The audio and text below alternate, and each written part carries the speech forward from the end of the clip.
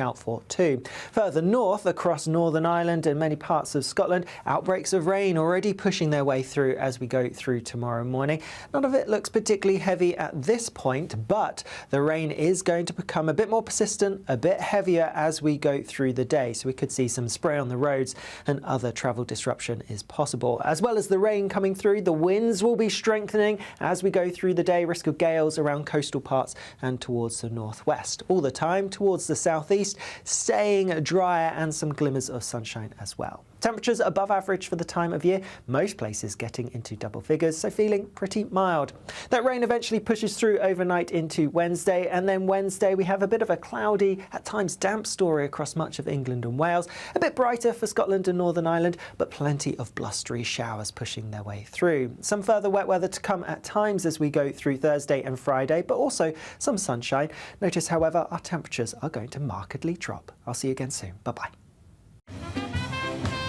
There will be a light breeze in the morning, leading to a warm front. Boxed heat pumps, sponsors of weather on GB News. It's the biggest, greatest Great British giveaway so far, with your chance to win a spectacular £50,000 in tax-free cash. 2025 could be amazing, with plenty of treats, holidays and fun on the horizon. How would you enjoy that cash? £50,000 will make someone our biggest ever winner. For another chance to win, text cash to 63232. One entry costs £2 plus one standard network rate message, or text bonus to 63232. 5 entries cost £5 plus one standard network rate message. Go to gbnews.com/win. Entries start from just £2. You can call 0903 681 3232. Calls cost £2 plus your network access charge. Or post your name and number to GB10 PO Box 8690 Derby DE1 9TT. UK only. Entrance must be 18 or over. Lines close at 6 p.m. on the 31st of January. Please check the closing time if listening or watching on demand. Good luck. Good afternoon, Britain. Weekdays from midday. Well, it's interesting because I haven't actually been told specifically what I've done, which has resulted in me being removed from my committee position, which was head of daytime. I started a podcast in September in which I interviewed Charlie Bentley-Astor, who's a detransitioner. I then also interviewed Graham Linehan, and I wrote an article for his Substack. And shortly after that, I was told that I had been suspended, and the university union started an investigation into me, and that very quickly became apparent to me that it was an interrogation of my gender-critical views rather than any sort of misconduct that I had been alleged to. Right. And Graham Linehan has been outspoken on issues relating to transgender ism, whatever you want to call it, gender ideology. And so perhaps just by having associated yourself with him as a controversial figure, that was why the investigation happened, you suspect? Yes, and already it's quite clear that guilt by association is a crime that you can commit within university societies. I actually purchased my free speech union membership way before this all happened, when a friend helped me edit the episode with Charlie, and he got in trouble with a separate society who told him that he must disassociate himself from me, and if he didn't, further measures would be taken. So at that point, I thought, well, I better put some damage control in place and purchase my membership in case anything happens to me. So this decision is made by the student union, right? Is that made up of fellow students? Or who's making this call? Well, that's actually part of my appeal. So the process has been completely improper. They haven't followed their own guidelines. There are two different guidelines as to whether a complaint is dealt with the society itself, so Leeds Student Radio, or the union, and it's basically been a mishmash of both. So it's been an improper procedure, but it is, as far as I'm aware, it's the student union who's decided to remove me. GB News, the People's Channel. Hi there, I'm Michelle Dewberry, and I'm going to take a second to tell you all about my show, Dubes & Co. We start off with the issues of the day. We then bring in both sides of the argument. We get rid of the disrespect. And then you throw me into the mix. And trust me, I'll tell it exactly how it is. And then, of course, the magic ingredient, you at home. We mix it all together, and what have we got? In my opinion, the best debate show in town. Monday to Friday, 6 till 7 on GB News, Britain's news channel.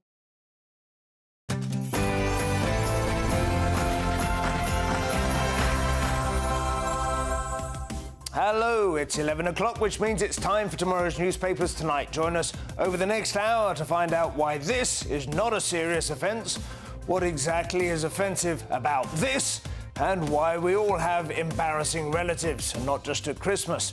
I'm Simon Evans, my fellow funny people tonight, Josh Howie and Kerry Marks. Together, we'll take you through tomorrow's top stories. This is Headliners.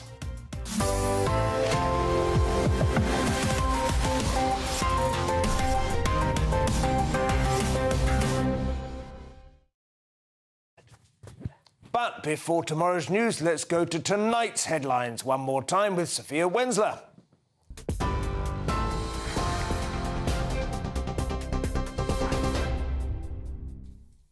Good evening. These are your headlines from the GB newsroom at 11 o'clock.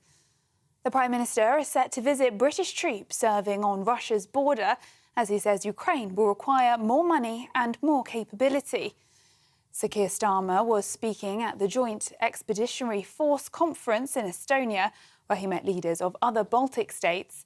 The Prime Minister's also discussed making the economic case at home for continued support for Ukraine.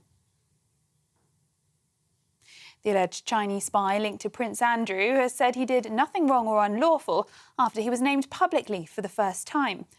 The High Court lifted a ban on naming Yang Tengbo, described as a close contact of the Duke, after rejecting his bid for anonymity. The 50-year-old, who was banned from Britain on national security grounds, ran a lobbying firm with ties to Beijing, Westminster and royal circles.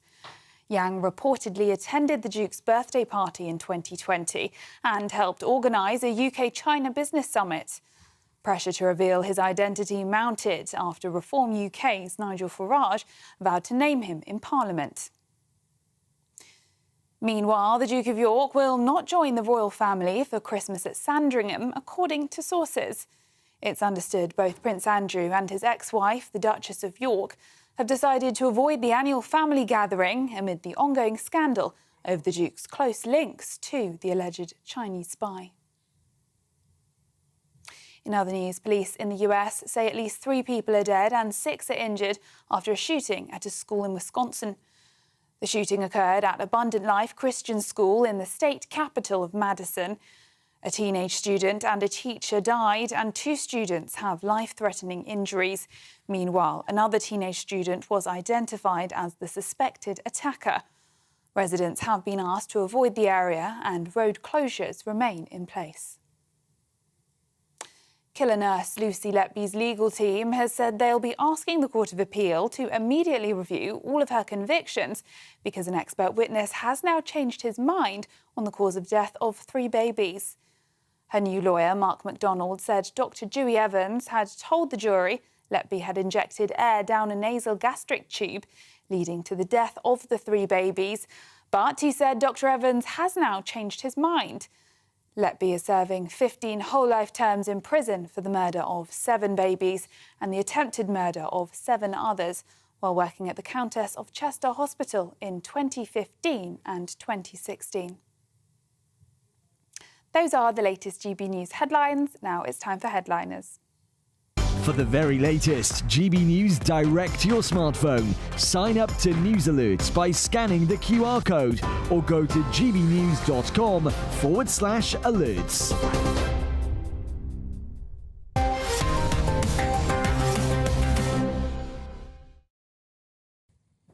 Thank you, Sophia, and hello and welcome to Headliners, your first look at tomorrow's top stories with 3 comedians. My apologies, as with last night, for the deteriorating state of my voice, but we will get through this.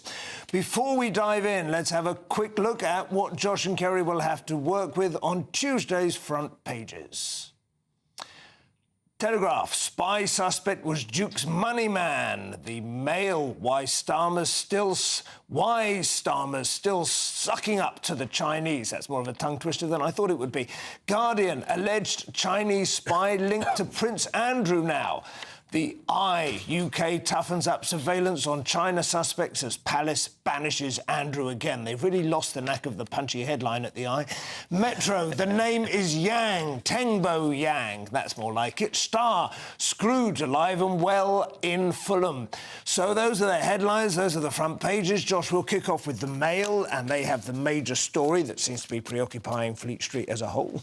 Yeah, why Starmer still sucking up to the Chinese? Because we want their money. Yes, that's what it's about. Well, we want their goods and services. They want our money. It's very much a one-way flow of capital at the moment. Yeah. Oh, really? We don't get any money from them at all? No, we just like to buy their things. But someone might be getting some money. Hey, nudge, nudge, wink, wink. We like to say. Anyway, this is obviously the Yang. I preferred it when he was H6. Yeah. I knew him back in the day. I was spyish, wasn't it? Yeah, I was a fan of H6, but now he's had a rebrand as Yang Tengbo. He's actually asked, I think he said he asked himself to be revealed. He said it's all alleged. He's basically saying, no, done nothing wrong here. Yep. I just like hanging out. That's what I thought. They're saying he was unmasked, but didn't he unmask himself? He asked himself, yeah. He was unmasking when you do it He was the unmasked singer, stroke spy, stroke alleged. And... yeah, this is sort of going on, and so much so that it's actually on the front page. We found out some new news, actually. Guess what, Simon? We found out, breaking news, that that in Canada, someone might be about to resign. Yeah, This Trudeau. isn't fact yet, though. This is not fact. This is just news that has not even made it. We hang out with news people. We're at a news channel, and someone mentioned that there are rumours online that Justin Trudeau could be resigning tonight. It's obviously, this is all very rumoury, but I just want to put it out there. If anybody's just sick of this stupid Andrew story, that is like There's another thing going on. There's something else going on in the world, yes, exactly.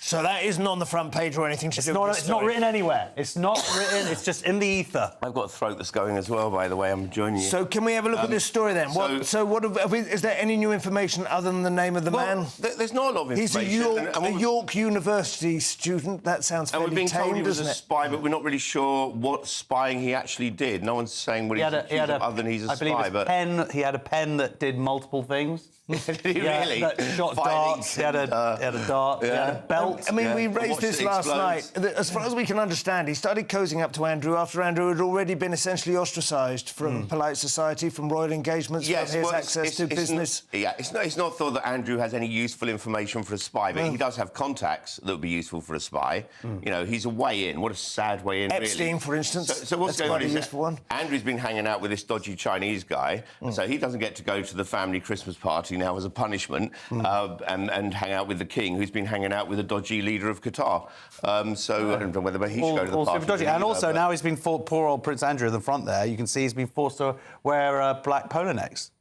Yeah, that's awful. In penance. It says Fergie's talked him out of going to Sandringham, but I think the whole family's talked him out of it, really. Yeah. Let's have a look at the Daily Telegraph. That seems to be our next one, or is it? Yes. The Guardian. The Guardian. We missed out why Britain's one of the worst places to have a heart attack. And you've had a heart attack. Tell us. I know. Why? It doesn't give us the rest of the story, and so I don't know where you're supposed to go for a heart attack. But you survived, so it's obviously all right. I should know, shouldn't I? But it's a weird thing. Why are you going to Spain? I'm going for a holiday. No, I'm going to have a heart attack. It's a really good place to go. Yeah. No, apparently. Anyway, sorry, I thought I'd just mention that, but... so The Guardian... I'll do as you say. Simon, sorry, we'll go on to the next paper. OK, alleged Chinese spy linked to Prince Andrew is named. We've already covered that, of course. Why does Andrew keep getting photoed with people who are dodgy? You think by now he'd say no selfies, at least. That guy did not look happy, by the way. He didn't look like a happy spy. He's not a happy spy. He's like, why am I stuck with this dude? He never sweats. He's eating pizza all the time. Very suspicious. The other big story here is no red line. Russians in Syria face new reality with rebels. If anyone's not been following the news, then Syria has had a massive change recently, and what's interesting is everyone wants to read things into what's happening, and really we don't know very much now. We've got to remember the Taliban made some very nice noises at the beginning of the Afghanistan exchange, and that's all fallen completely to pot. At the moment they're saying nice things, but we don't know what's really going to happen to the Christians, the Kurds, the Druze in the Golan Heights who voted. They had a big meeting of villages and voted they want to stay under Israel's control, which is interesting as well. The Russians are trying to give them free things to try and stay, even though they were enemies just 5 minutes ago. So it's all very much up in the air, and interesting to see what will happen. But what does it mean by no red line? Is that referring to actual Russians, as in red, as in the old-fashioned idea that Russians are red? I'm not quite sure why they've referenced Can't see any reference to it in the copy Well, itself, this is a very revealing story because this journalist saw a Russian guy give his vape to a rebel. Huge. So from that, we can Huge if true. deduce... And it was a pink vape as well. So thank you, Guardian, for that insightful commentary there. Well, but it sounds like the watermelon ice, possibly, which would be a nice flavour in the desert. Yeah, exactly. Very refreshing, cooling or whatever. But it is interesting that Russia still does have this foothold in the Middle East. They're sort of clinging on desperately, and we'll see if they manage to maintain it or not. But it's also, we're getting such weird coverage at the moment. The BBC had a piece the other day around the Heights when they were saying that we're standing here with the Christians, the Muslims and the Jews have all come out to celebrate this fall of Assad. Of course, there's only about 3 Jews left in Syria. They were all ethnically cleansed decades ago. So, but somehow the BBC can still see them, which is... And sadly, the story, I don't think is it coming up, one of the stories with the CNN footage? Did you see that story? That was on the socials today. CNN footage a few days ago that went viral.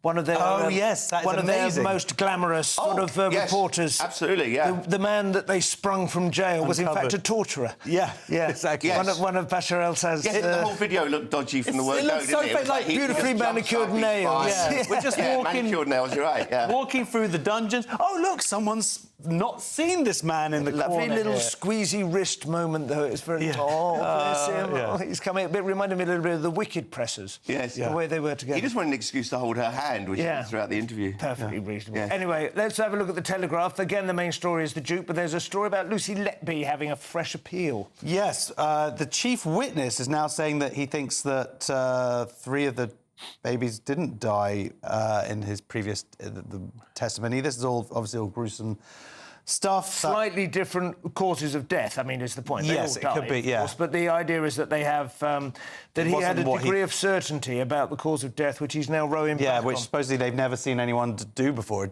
a star witness kind of change their testimony like this.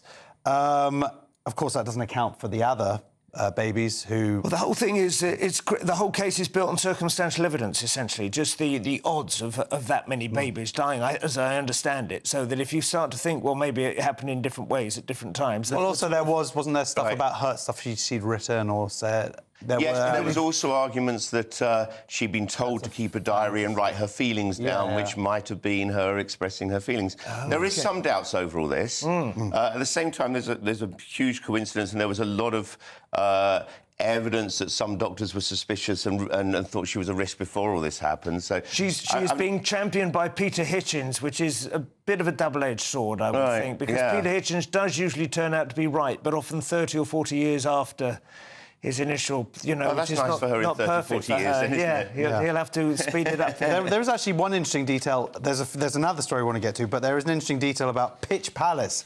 That is something that is his Prince Andrew's sort of scheme where he attaches his name to projects, so it's sort of like Dragon's Den, and the idea being that he would get 2% of whatever the investment deals go through him. So this is a possible way that he was making money through this. He's got to fund his lifestyle, though. So it's a little bit Trumpy, possibly. It's a little bit Trumpy, but Pitch Palace sounds just super nice. Pitch's Palace or Prince's Palace? Like Pitch Palace. Pitch Palace. Sounds a little bit... wouldn't you... a bit homosexual? I would go for the Prince's Pitch, wouldn't you? Prince's Pitch? Pitch at the Prince. Prince, yeah. The word Prince is stronger than Palace. Sweaty Prince? It's all in the words, isn't it? It still makes me sweat.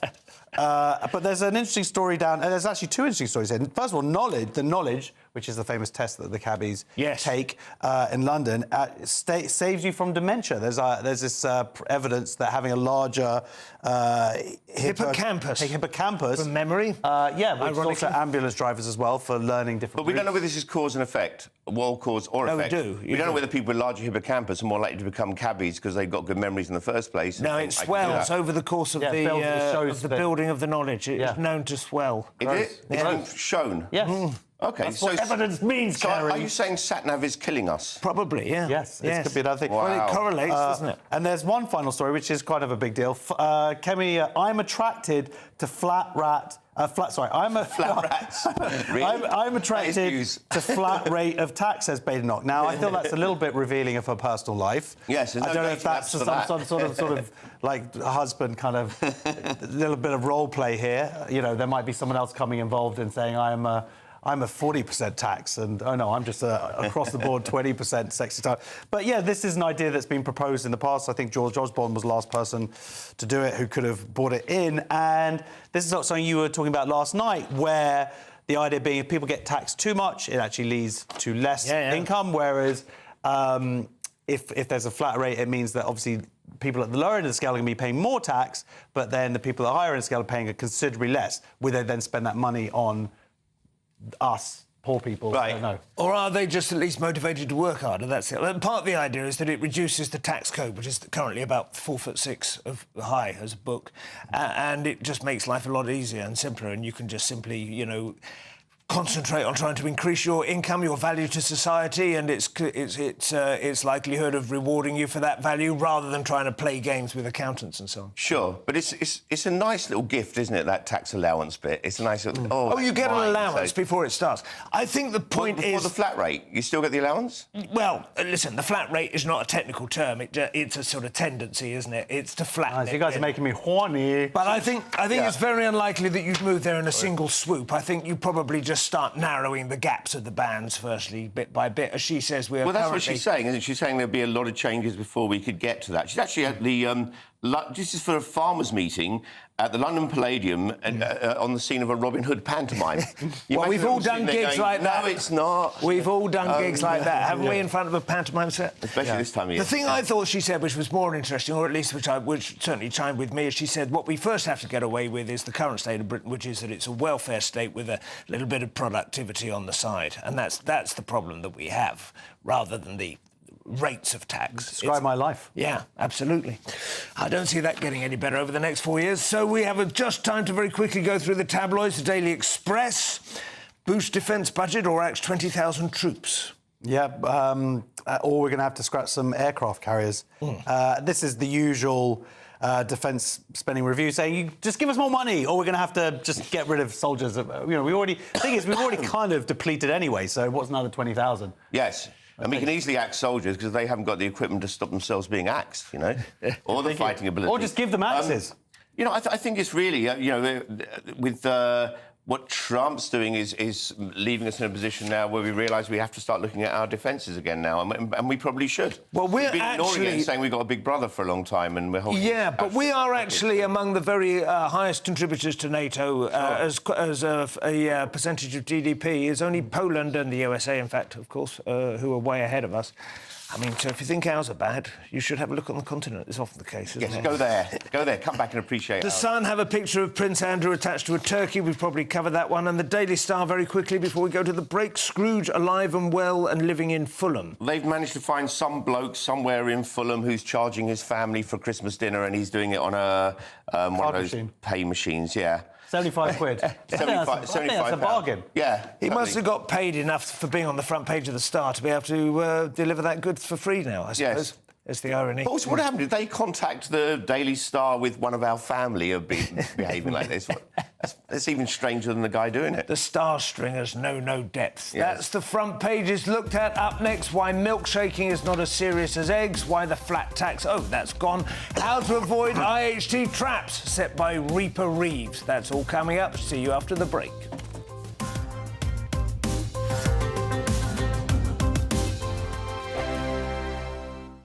Sunday with Michael Portillo from 11, only on GB News. Britain's Royal Collection of Art is one of the most important and largest in the world. And it's also one of the last great European royal collections to remain intact. And built up over many centuries, it has extraordinary depth.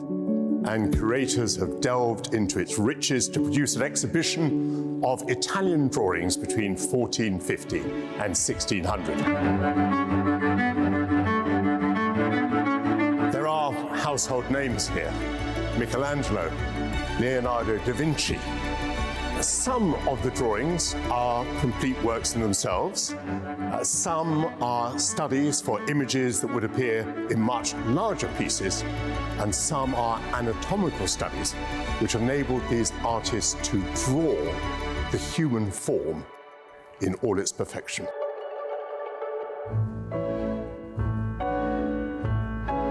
This is the earliest drawing in the exhibition of around 1450, and it's made by Fra Angelico, the great Florentine painter. It may seem an obvious thing to say, but we only have drawings like this if they have survived. And these drawings were not seen at the time as works of art. They were workshop studies. They were as functional as a hammer or a paintbrush, if you like, in the workshop. But the fact that a drawing would survive from 1450 to the present day shows that first it was useful, and it was a work that would have been referred to constantly in the artist's studio, and only later was it valued by collectors as an exemplar of the artist's genius, if you like, the way in which we might think of it today. So a drawing like this, which is in almost perfect condition, has got a history of being valued for different reasons from when it was produced to the present. GB News, the People's Channel. This is Britain's Newsroom, where your voice matters. It's just astonishing. With expert analysis and honest opinion, we don't just keep you informed. We bring you unique perspectives you won't see anywhere else. Can't argue with any of that. When the news happens, it happens here. On Britain's Newsroom, weekdays from 9:30 a.m. Only on GB News. Good Afternoon Britain isn't just about us. The wonderful thing about this programme is it's about everyone watching. It's an interactive programme. Well, there absolutely is something to see here, and we're going to be talking about it more. Whether it's breaking royal news, Will, please bring us up to date. or indeed a particularly punchy speech in the House of Commons, Very, very curious. we bring it to you live, and then we bring you live reaction as well. That's Good Afternoon Britain, weekdays from midday. Only on GB News, the People's Channel, Britain's news channel. Hello there, I'm Eamon Holmes. Thank you for joining us on GB News, Britain's news channel.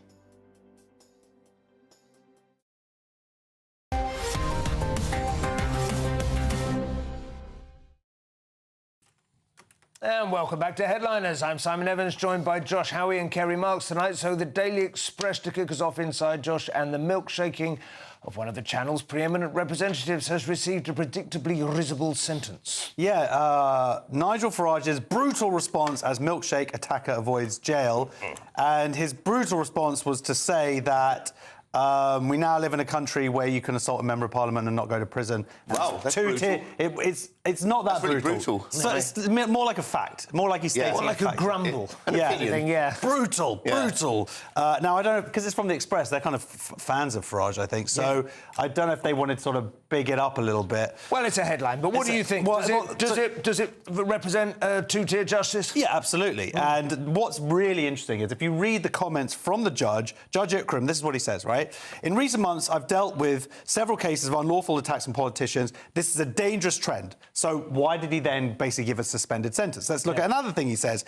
In my judgment, it's an attack on our parliamentary democracy. Again, why did you then decide to give this person a suspended sentence? Then he says the risks of face-to-face engagement with the public are too clear, bearing in mind the murder of 2 other members of parliament in recent months. So why didn't you give her a suspended sentence? And then finally he says, a clear message must go out. Public debate must not be shut down by criminality such as this. Yet then, why didn't you give her an actual sentence? Why are you suspending? And interestingly, this judge, Tan Ikram, is becoming notorious for delivering sentences which seem to represent or seem to harmonise with his apparent political leanings. They are of a piece, which is, as people have been saying on X today, it's not good when the public become aware of a judge by his name. And do you know what other his reputation? But it's lining up. Especially at a time whilst we're talking about moving away from jury trials as well. That's a bit of concern. Also, her lawyer says that the situation involved her making an impulsive decision, which it really wasn't, was it? Because she planned this and she bought the milkshake and she looked up where Farage was going to be that day. Yes, it's not like she was barged into in the street by Farage and decided to respond. But what I think... Sorry, go on. Well, what I think about the milkshaking is it's obviously chosen to some extent because it's sort of ridiculous. It's like a nursery squabble. It is childish and infantilising of the victim.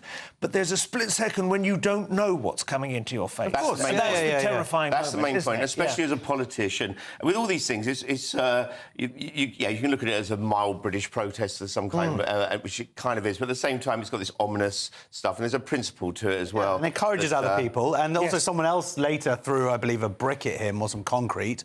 So this is just not how we want to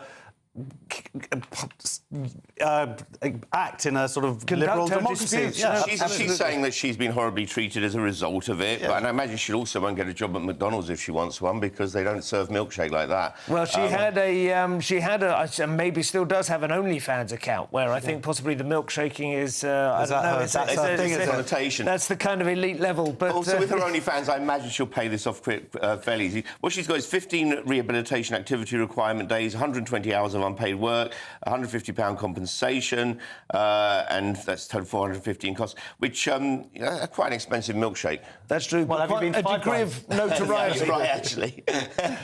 We'll see if she can leverage that. Staying with our Nigel at the Mail, Kerry, and the Reform Party are split on the woke struggle sessions at the House of Commons. Yeah, this is anti-bullying training for MPs. So Nigel Farage has refused to take the training, which and also DUP MPs are shunning it as well. 4 others of his party have taken part.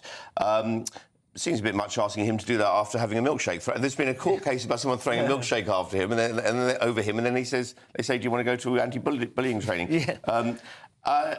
Yeah, look, they can't bully him into it either, because that would be, against the rules, I imagine. True. So this is...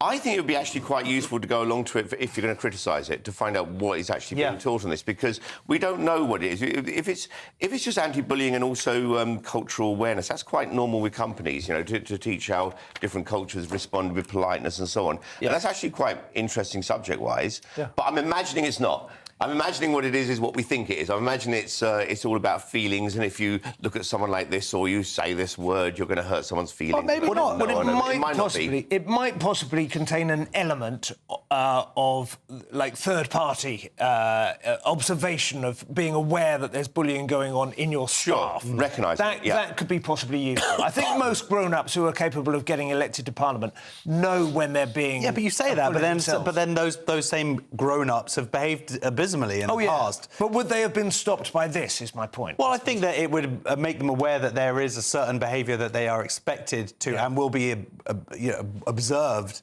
to be doing or not. The behaviour code, why it matters, that's the name of the course. Bullying, harassment, sexual misconduct.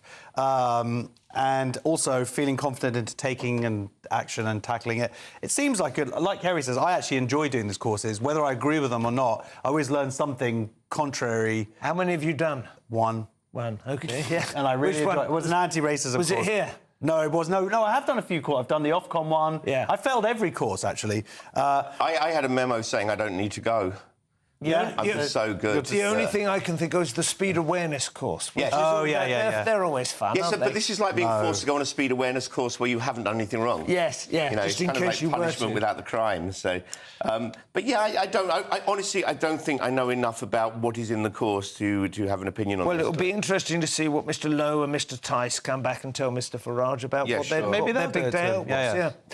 The Telegraph now, Kerry, and they have a warning for families who are hoping to avoid Rachel Reeper-Reeves saving inheritance tax. I'm really trying to make Reeper-Reeves stick, by the way. If you, Reeper-Reeves. You could use that. Do you want to say it again? Hashtag Reeper-Reeves. Reeper-Reeves, yeah. It's like the roll on the R as well. Over 200,000 families to give away homes to avoid inheritance tax. But it could backfire. I wish someone would give me a house. That'd be nice. So basically, people are giving away their houses early to avoid this tax, and it's a real dodgy one because... sorry, I'll give you some numbers here first. We love numbers.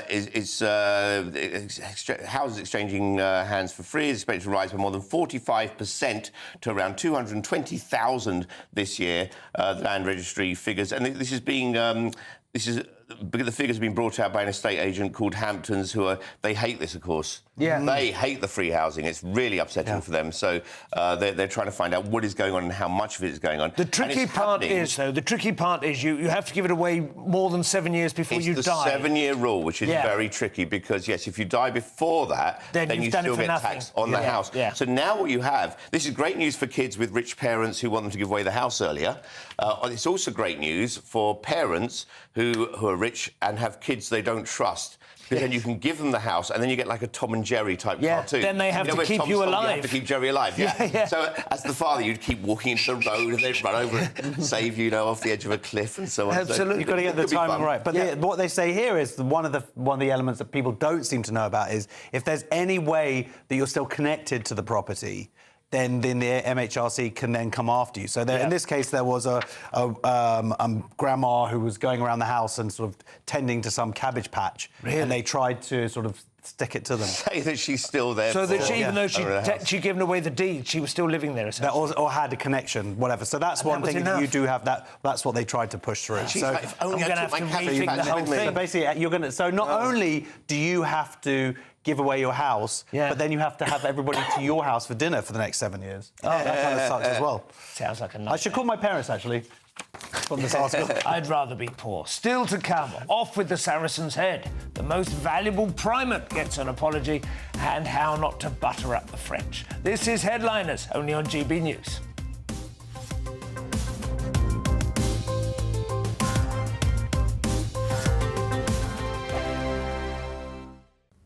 Good evening. Here's your latest Met Office weather update for GB News. Whilst it is going to stay mild for many of us as we go into tomorrow, there will be some wet and windy weather to come. That's because there is currently a system waiting out in the Atlantic, but ahead of this, we do currently have a front that's been lingering across some parts of northern Scotland and has already brought a fair amount of rain. That rain is going to ease as we go through tonight and into tomorrow morning.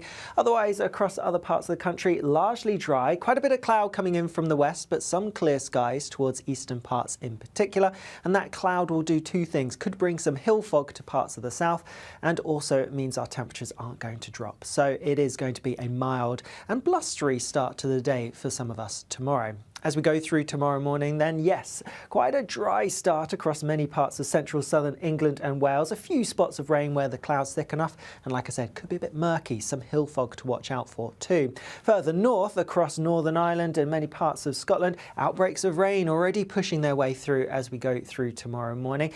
None of it looks particularly heavy at this point, but the rain is going to become a bit more persistent, a bit heavier as we go through the day. So we could see some spray on the roads and other travel disruption is possible. As well as the rain coming through, the winds will be strengthening as we go through the day. Risk of gales around coastal parts and towards the northwest. All the time towards the southeast, staying drier and some glimmers of sunshine as well. Temperatures above average for the time of year, most places getting into double figures, so feeling pretty mild. That rain eventually pushes through overnight into Wednesday, and then Wednesday we have a bit of a cloudy, at times damp story across much of England and Wales. A bit brighter for Scotland and Northern Ireland, but plenty of blustery showers pushing their way through. Some further wet weather to come at times as we go through Thursday and Friday, but also some sunshine. Notice, however, our temperatures are going to markedly drop. I'll see you again soon. Bye-bye. This is Britain's Newsroom, where your voice matters. It's just astonishing. With expert analysis and honest opinion, we don't just keep you informed. We bring you unique perspectives you won't see anywhere else. Can't argue with any of that. When the news happens, it happens here. On Britain's Newsroom, weekdays from 9:30 a.m. Only on GB News. In the GB Newsroom, we bring you the news as it happens. With our team of dedicated journalists across the UK, we're ready to keep you up to date with what's happening every half an hour, every single day. Bulletins here on GB News, the People's Channel, Britain's news channel. If you want your news to be straight talking... This is a nightmare for the Conservatives again. Down to earth. It's not just Nottingham where this is happening, is it? And most importantly, honest. Hard-working, middle-class taxpayers, they'll get their book thrown at them. Then catch me, Martin Daubney, Monday to Friday, 3 till 6 p.m. on GB News, Britain's news channel.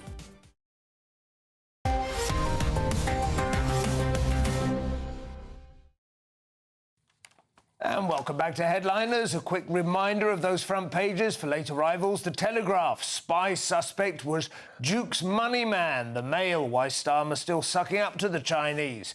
Guardian, alleged Chinese spy linked to Prince Andrew now. The Eye, UK toughens up surveillance on China suspects as Palace banishes Andrew again. The Metro, the name is Yang, Tengbo Yang. And the Star, Scrooge, alive and well and living in Fulham. So we move into the papers once again. A new low in racist grifter news now, Kerry, as a convicted terrorist takes offence at a pub sign. Yeah, this is wonderful that our new rehabilitation programme in the UK can take someone from convicted terrorist to angry at pub names. Yes, convicted terrorist sues Saracen's Head in pub, claiming sign is deeply offensive. He's offended by several things, apparently. I should mention first that he was convicted for terrorism, served time in prison for it and so on. Yep. And now he's suing for £1,850 with this pub, and there's a whole load more pubs to go if he were to get away with it. I think there's like 30 pubs with this name. He'd have to show that each one had individually offended him, I suppose. Yes, or offended him again, or he's more offended each time. Yeah. So he's angry at being called the Saracen's Head, and he doesn't like it because it portrays a brown-skinned, bearded Arab, which is very offensive to Arabs who are largely brown-skinned and quite frequently bearded, I've found. This particular one is bearded, although I have to say the Saracen's Head pub sign is a good deal more handsome. The beard he wears is sculpted rather like yours, Kerry. It has a little bit of styling and moulding. Is that right? To it. Whereas style. the convicted terrorist chappie has an absolute disgrace. He looks like he's got a sort of Ed Sheeran... Yeah, like an orange beaver's tail. It's a weird thing. Oh, you think he's jealous of the beard? Yeah, I think so, yeah. That might be what set him... I've been trying to determine, I haven't dug into it far enough to be fair, but perhaps you have a view. Is the word Saracen in itself a sort of... Is that vernacular or is that... No, well, it just goes back to the Crusades, It's a crusading term, isn't it? It's not like a nasty This pub term, is like is it? No, I think 400 it years old. I think it was supposed to portray Muslims as being savage and so on. I'm not quite sure what the context are, but there was something like that. Yeah. Well, assassin comes from hash. Because that's right. I remember when I was growing up, and I'm going to indulge now a little bit of reminiscence. I remember growing up that my parents, at any rate, my mother in particular, was always at pains to impress upon me the extraordinary skill of the Saracen swordsmen and the superiority, indeed, of their arms, of their steel scimitars, which could cut through a silk scarf. She had lovely bedtime stories. She did. She was blood-curdling, yeah. Was that, or do you think that was something that she was into? Possibly. Well, Rudolph Valentino, I think, was the heartthrob in her day, possibly, you know. So what I'm interested in about the story is us covering it, and where is this going to fit in the next Muslim Council report in the GB News? Is this going to be like one of the positive stories? We've covered someone who's got a terrorist... I've got a feeling this pub owner is going to come over. I think he's going to come out of this ahead, don't you think? I think it's going to attract a lot of business. Yes. I wouldn't be surprised if there's a little backhander, a little bit of backsheesh. I wouldn't be surprised if the guy wins his case, though. I mean, with everything going on at the moment. I love the fact he said here, I've stopped all the terrorism stuff now. I've found a much more lucrative line. Wait till he finds out about Saracen's rugby team. Chipping away at our national solidity and integrity much more effectively like this. The Mail now, and a rather curious new racial slur here, Josh. Or I thought so at first, but actually it seems this comes from a Disney film. Were you aware of this? No, not at all, no. I'll fill you in on it. OK, yeah, so BBC presenter Isa Guab sparked social media backlash after the former England cricketer called star Indian bowler Jasprit Bumrah most valuable primate. So MVP... Yes. But I don't know where the primate... So I'll tell you, MVP is a well-known... A film about a chimp, am I right? You're right. MVP is, in America, I think, a well-known acronym, most valuable player. Yeah. And this is in a wide range of sports. MVP, Most Valuable Primate, was a Disney film in which a chimp proves to be a very talented ice hockey player. Are we presuming that's what she was referencing? I think it was, yes. Well, she doesn't actually mention the film at all. She just says it was just a mystery. She just says he's the MVP and then jokingly says Most Valuable Primate. I think it popped into her head. She might have done that thing where she thinks everyone else has seen the same film. Exactly. But she's apologised for it, and there's sort of accusations of racism. She's of Asian descent. I mean, let's not be disingenuous. The word primate can be used in a racist, but I don't think she would have done, given that she's Indian herself and he's an Indian player. Yeah, exactly. So that would be a strange form of racism. It seems like also online a lot of Indians got very upset about dissing this guy who's like a big hero of theirs. Yeah. That seemed to be more what the issue is. Although one interesting take on it was that it was actually about third world, first world mentality. So it had nothing to do with ethnicity as such. It was like she's a sort of second generation, third generation. Well, you know who else is a primate? Is of course the Archbishop of Canterbury. Oh. That is the term he plays ice hockey for the head of the church for some reason. I don't know how many of these could be calling him Christian. They could have been, One thing I found unintentionally amusing about this is her apology. She says, "I'm trying to frame the enormity of his achievements. I said the wrong word in the moment. It was a genuine slip-up. during this apology, she is saying she used the wrong word. She's using the word enormity wrongly. A lot of people think enormity means enormous, but it doesn't, of course. It actually has connotations of something that's wicked or immoral. Oh, really? It's something that's large and bad. I did not know that. So she is now saying that the enormity of his achievements, they were bad. She doesn't intend it that way? No. And I'm Well, I didn't know that. I pride myself on my vocabulary. Crimes. Enormity is necessarily an evil. It's generally considered to be a bad thing, yes. How extraordinary. Yes, bad in a big way. Useful. I shall remember that. Self-indulgent little segment now, Kerry, as we see the Express bid farewell to one of GB News' finest. Have we all got colds, by the way? Yes, GB News presenter announces exit after 4 years as fans left heartbroken, which I can understand them being, actually. Andrew Doyle leaving the show, or leaving the channel. And I think he's been a major influence on everything this channel's about. He will be missed. If anyone has just tuned in, he hasn't died, he just left the channel. I realise that sounded a bit obituary-like. Of course, that means his main programme, Free Speech Nation, now has an empty seat in it. I wonder who's going to fill that. Who's big enough to fill shoes that large? Who can do that? Who has the intellect, and the commitment? The commitment. Who is ready to stand up for the people of this country? Me! I'm going to do it! It is worth saying, though, Andrew Doyle has been an enormous figure in GB News. He was involved before it first went to air. He created Headliners. I remember having conversations with him very early on. And he has also created some of the best sort of satirical comedy this country's seen, with Tatiana on Twitter, and he wrote for Jonathan Pye when it was still funny. And he's written a number of books. And he does Comedy Unleashed as well, which is great comedy clubs. Yeah, we're going to miss him. America's Gain, hopefully he's going to be writing a sitcom with Graham Linehan in Arizona. Well, there's a combination. Josh, here's a blast from the past. Remember when Last Tango in Paris was considered offensive? Well, in Paris, it still is. Yeah, it's back. Last Tango in Paris, screening in French capital, cancelled amid women's rights protests. Now, this I've never seen. I consider myself somewhat of a cinephile. I've never seen this film. I've seen it. Many times, I'm sure. And it's got a disturbing scene in it. It talks about sexual attack. There was a talk of it on the time being it's simulated, but the actress wasn't aware of what was going to happen. Going to get simulated. Yeah, exactly. Yeah. And talks about her. It's not butter. Yes, yeah, exactly. So she's 19 years old at the time, and she'd talked and this is before Me Too and everything. She talked about the trauma that, even in the years after, she immediately started talking about the trauma of that particular scene and the effect that it's had on her life. So, yes, a bunch of feminists have protested. There's a Marlon Brando season at this cinema in France, and they've basically pulled it because the cinema says, look, we don't have the security. Yeah. It's an interesting one. This kind of behaviour is immoral.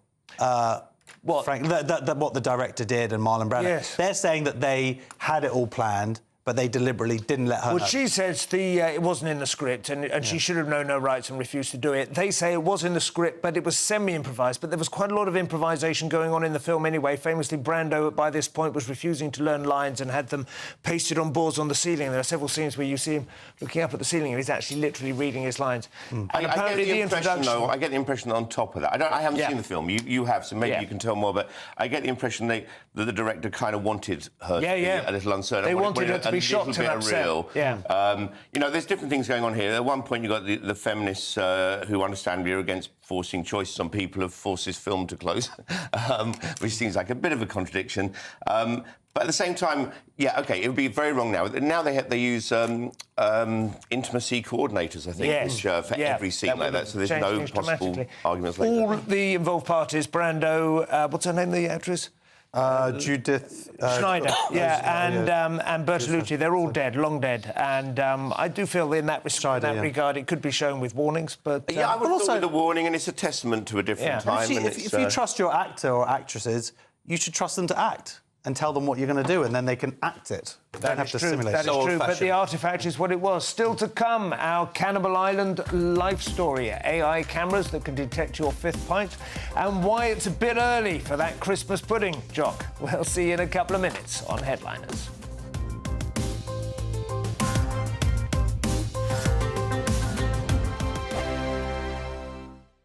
This is GB News, Britain's news channel. Love a bit of baking and share some hot tips.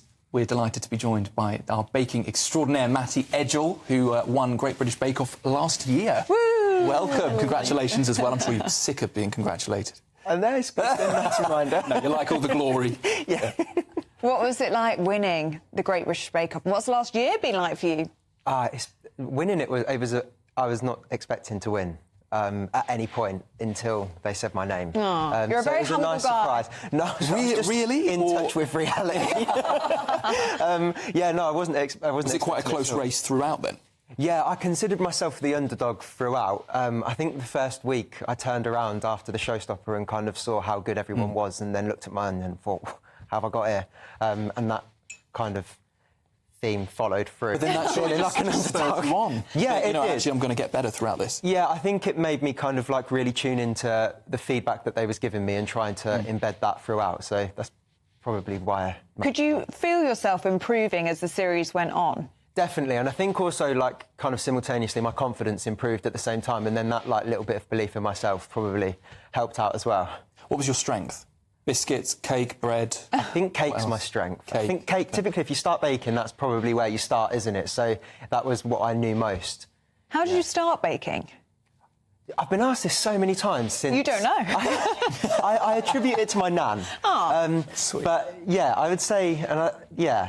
I think most people probably attribute it to, like, a grandparent or something that they maybe done with, like, their parents when they was growing up. So that's... I'll give it to my nan. Or the major lockdown baking boom. Yeah, banana bread. Everybody... All over the place, don't it? It's good. Yeah, it's really good. I love a banana bread, even now. GB News, the People's Channel.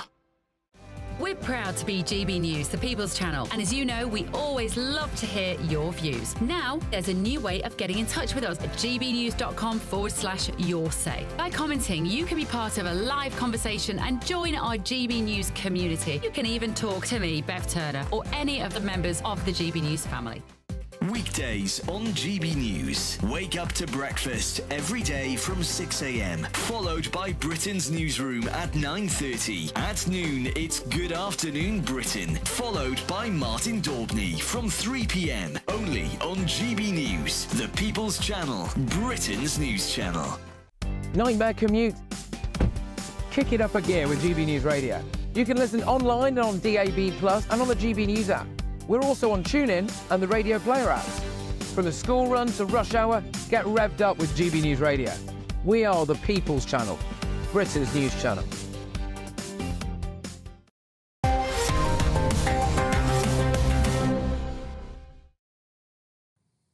And welcome back to Headliners for the final quirky quarter. We kick it off with more embarrassing skeletons in our national closet, Josh, courtesy of the boffins in the Star. Those boffins, yeah. Bronze Age Britons were cannibals who ate their enemies after violent massacre.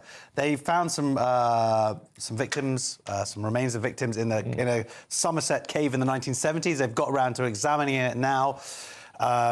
Big backlog. They found these bones in the 1970s. They're not from the 1970s. No, they were from the 1970s. But although, if you've been 4,000 years old, if you've been to the Somerset in the 1970s, it could well be. If you've Early seen Gloucester. This is evidence in the Bronze Age, about 4,000 years ago. There's evidence that people ate each other. About 37 victims were there, and it seems like one community attacked another community and were so savage, and the way they disposed of these bodies afterwards would suggest that it was some sort of butchery, but matter of pride, rather than eating. So but it's not necessarily this idea that we were cannibals in terms of that was what sustained us. It was a ritual. Oh, it's almost always that, though. I think in all the stories from New Guinea and Darkest Africa, it's always a question consuming their enemy. Yeah, exactly. Absolutely. Yeah. Ritualistic humiliation. And so it was, 37 people were apparently eaten, which back then could be a whole village. So, I've got really bad indigestion, I just had a whole village kind of feel to it. And what they're saying is it was a ritual act to dehumanise them. They don't know that, of course. This is all speculation at this point. All we know is that a village ate another village at some point, but we don't know why. It might be maybe people tasted better back then. No, it was about scones. Scone or scone. The thing is they do say about animals, wild animals, once they've had a taste of human meat, you have to kill them, don't you? Like the like the tigers, once they become a man-hunter. Yeah. Or we taste like chicken and they really like chicken. But on the other hand, some of the worst brain diseases, the Creutzfeldt-Jakob disease is the other way you get it, as well as from eating cows with bovine spongiform encephalopathy, is from cannibalism. Oh, good. Yeah, Right, well, that's going to. but that's if you chew it off the bone. You have all to be I'm very saying is careful. there could have been other explanations. It You might need be like a they- sushi chef who knows how to cut the right fillets, you know, and work around the brainstem. They might have eaten them to get rid of the crime, you know, to get rid of the evidence that they killed a load of people. That's must be they were true. worried about the Bronze Age police coming around, you know, the Bronzers, as they used to call them back then. It's interesting. I mean, if this hadn't happened, maybe this village would have destroyed the other village, and now Somerset would be the capital of the UK. Yeah. If not the world. I think it It's the probably most was tasty village. It was probably quite wealthy. I know the West Country wasn't it? The Cornwall used to supply tin to the the Mediterranean or something. Yeah. I think money got that far. That's why Joseph of Arimathea planted his tree on in Glastonbury Tor. You know about that story, Josh? I didn't know that. No, I didn't know many. I didn't know this mad cow thing you're talking about. Daily Mail now, Kerry, and the latest AI innovation to enhance our lives and extend our human potential. It's a camera for spotting drunk drivers. Yes, I'm not sure why you need an AI camera for this, but apparently it will catch drink drivers in Britain. World first trial. They make it sound really exciting, but a camera that basically just sees people wiggling.